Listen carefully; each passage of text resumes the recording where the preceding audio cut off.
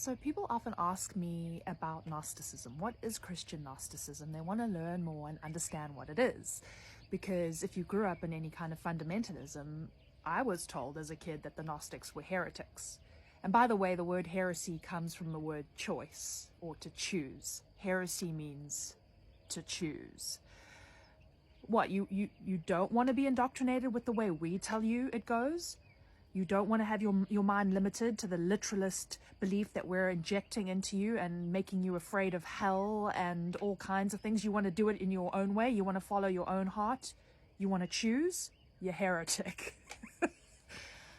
Oh, what a world. Anyway, so the fundamental differences in Gnostic Christianity, which is early Christianity, and it's Shamanic Christianity.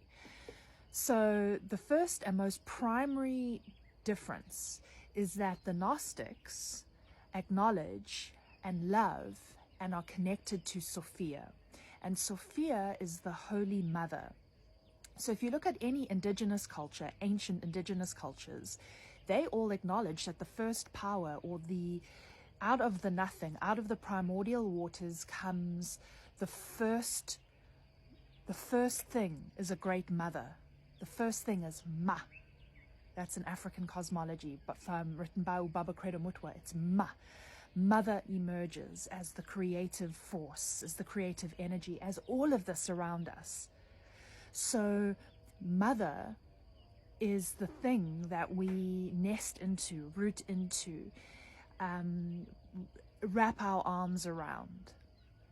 And we learn from her and her wisdom. And she's in our bodies. She's in nature. We connect into the wisdom of nature, the language of nature, the connectedness, this transcendental, larger picture of the connectedness of one another and our collective story, and how it's not just me as this individual person in a state of depletion, not really happy in life, walking around on the earth.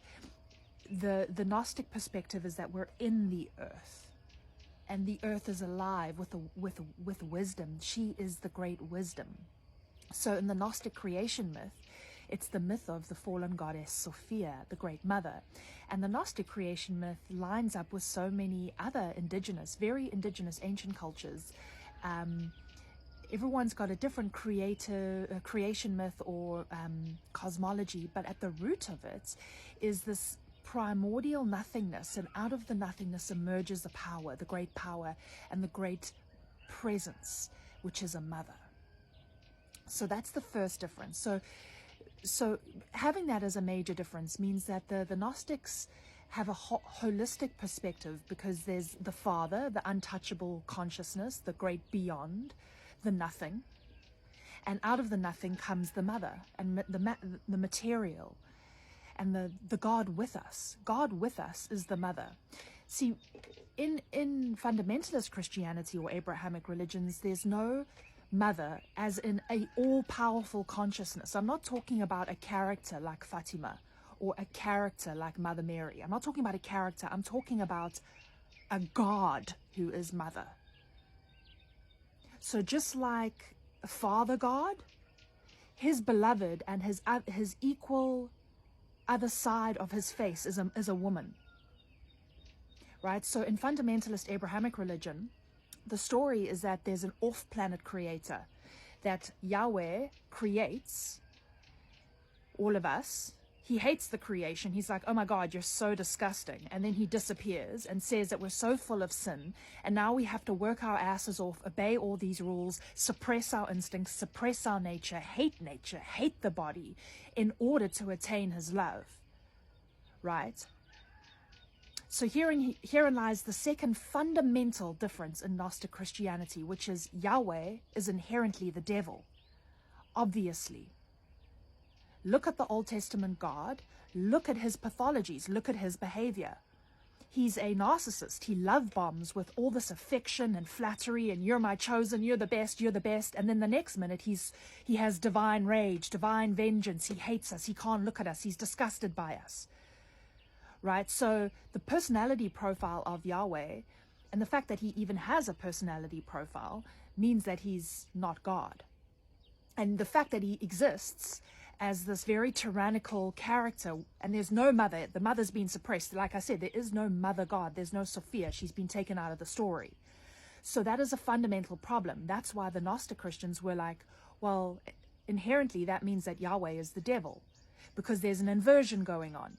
You've demonized the mother principle of God, you've demonized the feminine, you've demonized the tree, you've demonized the holy serpent Kundalini life force energy and how to work with that energy, because when you understand the mother and you love the mother, then you accept all of yourself.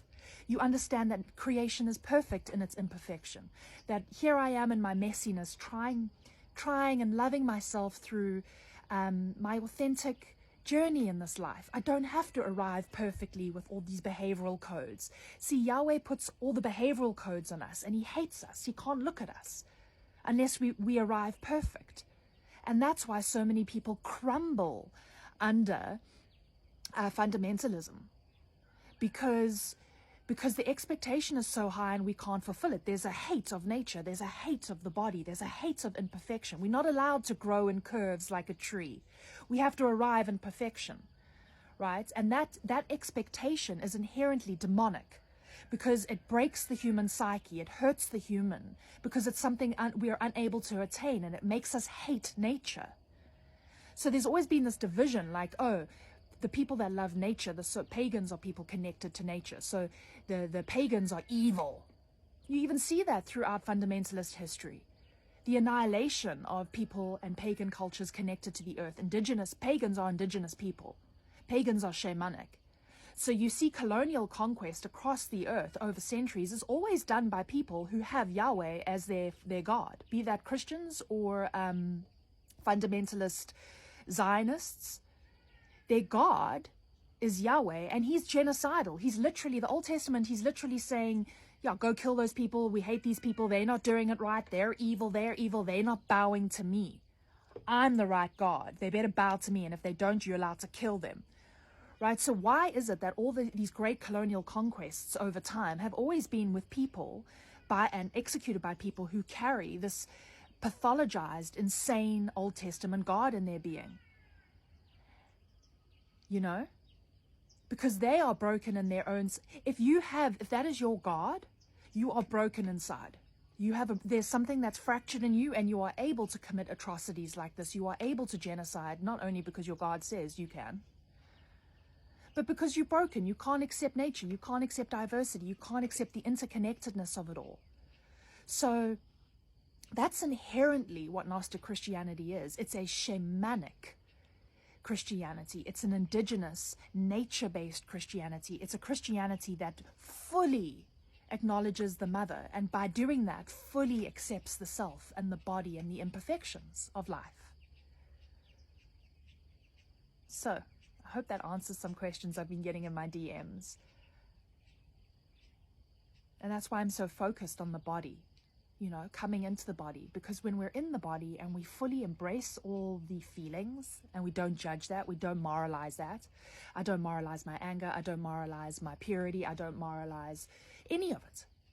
Then we actually start to live in quite a nice balance. It's this moralization of the self that creates the fracture, and that moralization comes from an Old Testament Yahweh God, who is actually, he comes from the God of war. That's where he comes from. He comes from the Canaanite pantheon, and he was kind of assimilated into what was supposed to be an all-loving, benevolent God. We sort of got this assimilation of God of war characteristics. And now look at the world. So, embrace it all. And welcome in Sophia, the mother, the wisdom, embedded in nature, in all of nature. Okay, bye.